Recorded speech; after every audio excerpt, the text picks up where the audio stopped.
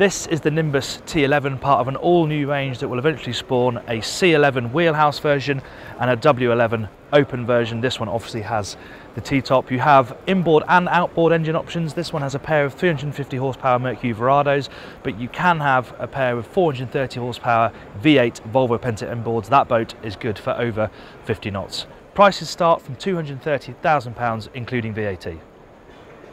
This central cockpit is key to the T11's charms. It's really comfortable, it's also very versatile. These side seats cantilever so that you can face outwards. Obviously the table folds. It also feels very safe and secure. You feel very much like you're in the boat rather than on it. Nice high side decks and guardrails that you can grab onto all the way around.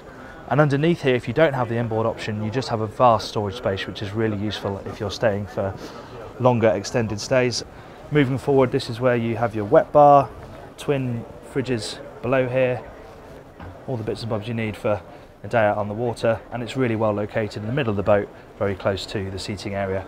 And then you have the Helm Station itself, very well protected, very sheltered, really good driving position. Nice to have 3 forward-facing seats that all bolster, and even though you have this gap here, you sit hunkered down with the protection of the windscreen, and this dash is just fabulous, ergonomically sound. Nice dark soft touch material, so there's not going to be too much glare. It's typical Nimbus. It looks and feels really classy. Let's have a look downstairs. The major difference between this 11 range and the smaller 9 range is the size of the accommodation on this boat. Here you have a really good size double berth. Headroom's okay. I'm around 6 foot and I can just about stand, but you do have to stoop. But there is full standing headroom in the wet room here.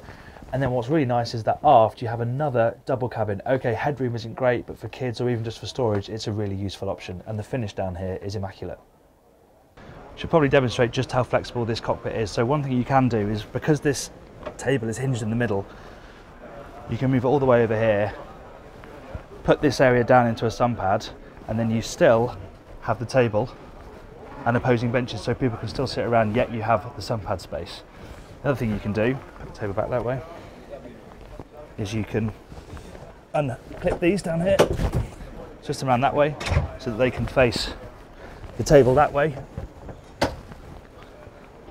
opposing the bench aft. Or if you're on the move, these cantilever that way so that you can have 4 more people sitting facing forward, joining the 3 that are facing forward at the Helm Station. Really clever stuff.